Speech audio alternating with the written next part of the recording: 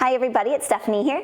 Today I am venturing into something that I have yet to do, and that is cake that looks like food.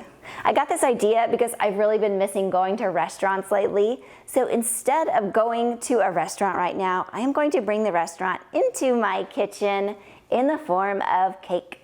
In this video, I'm going to show you how I made the steak and the baked potato cake. I also made a loaf of bread, but I did not film the making of that, so I will come back to that at a later time. So let's get into this. Food that you get at a restaurant, cake.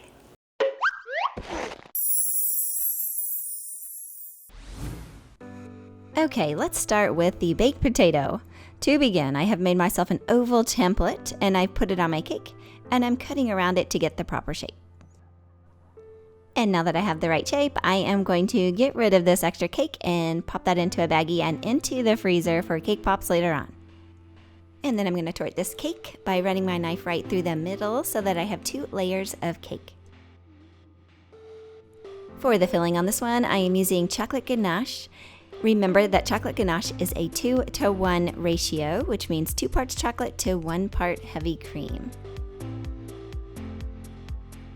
And now that I have it filled, I am rounding out this top edge to give it more of a potato-like shape. All right, I have it carved and I'm giving it a thin layer of ganache, and then I'm piling on a large handful of cake pop filling.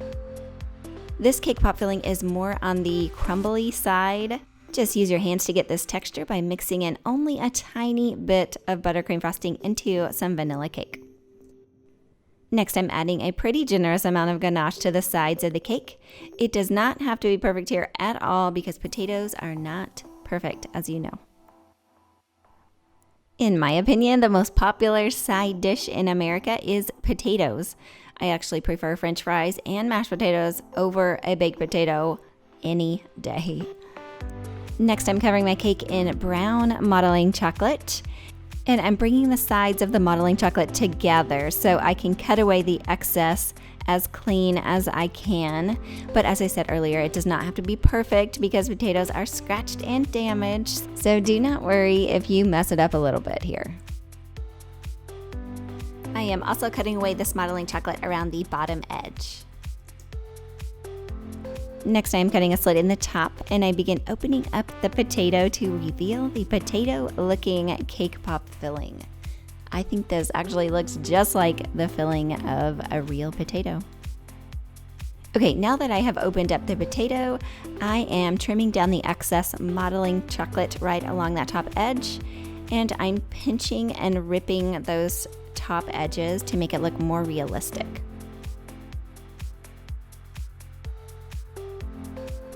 At this point, I was almost there. I felt like I almost had it right, but not quite. It was really missing something. So I decided to remove some of the cake at the corners, and I cut away more of the modeling chocolate on the ends too.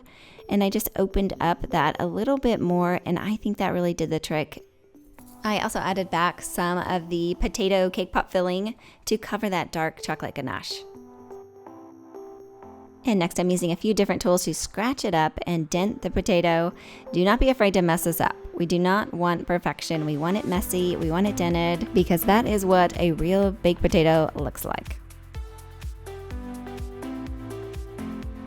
To add more color, I'm dusting it with brown food color powder. Just get it completely covered.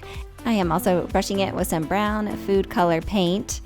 I want to be sure to get into all of those dents and marks and scratches with the paint.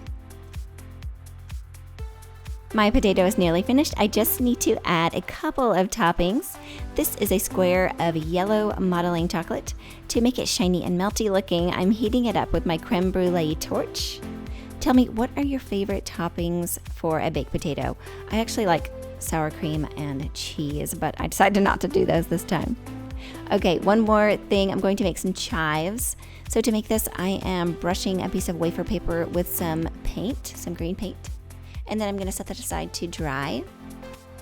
And once it's dry, I'm cutting little squares of the wafer paper to make it look like chives. If there's one topping I want to leave off of a baked potato, that is chives. But I thought this would be cute anyways and give it some color.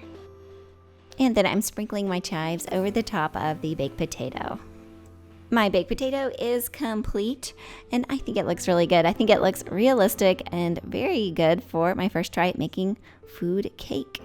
Okay, let's move on to the steak. For the steak cake, I am using a red velvet cake so that it looks rare on the inside. I thought that would look kind of cute. I found a T-bone steak image on the internet, and I am using that as a guide to cut out the shape of my steak. I am going to save these red velvet scraps for eating later, and then I'm rounding out some of those edges on the cake just a tad. For the filling on this cake, I have colored some white chocolate ganache red, and I spread that out onto my cake. White chocolate ganache is different than regular chocolate ganache, as this one is a 3-to-1 ratio. 3 parts white chocolate and 1 part heavy cream. I am also covering the top and sides of the cake in white chocolate ganache, and then I'm covering it in a sheet of modeling chocolate. I'm trimming away the excess modeling chocolate, and then I'm using a sugar shaper to push the modeling chocolate under the cake. Next, I'm pinching the top edge of the cake to sharpen up that edge. And next I'm drawing where I'd like the bone to be, and then I go back over it with my sugar shaper to deepen that line.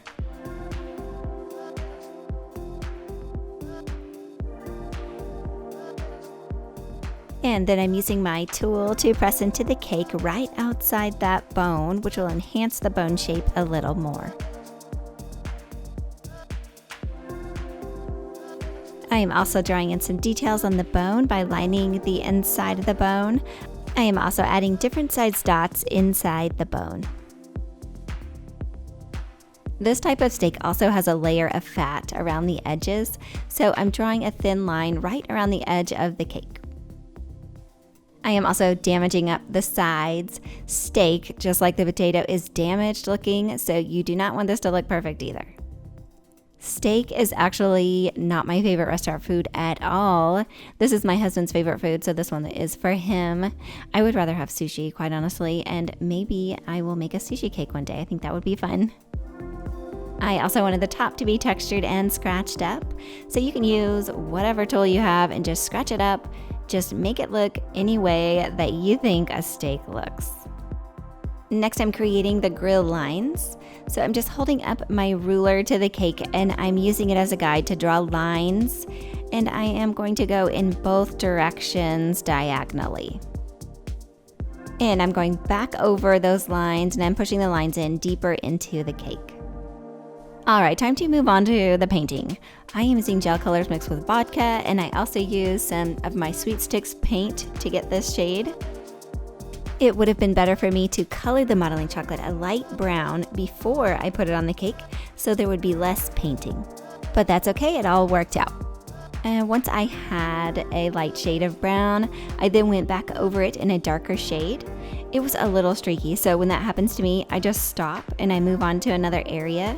So I began painting dots in the middle of the bone by holding my paintbrush straight up and down and dabbing the paint onto the cake.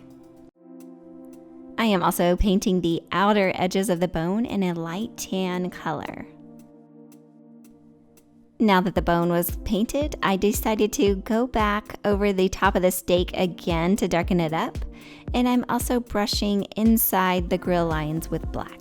During the painting process, I felt like I lost some of the texture, so I am scratching up the paint with a sharp tool that I have while it's still wet to bring back some of those lines. I am also darkening up the edges, and I want to be sure to get inside all those indented areas with some black paint.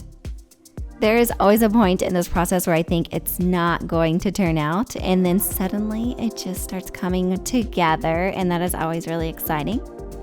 To finish off this cake, I am using Wilton's sparkling sugar sprinkles for salt and some black sanding sugar for the pepper.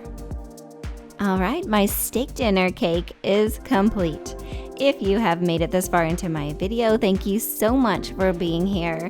And if you have any ideas for me, please let me know down in the comment section.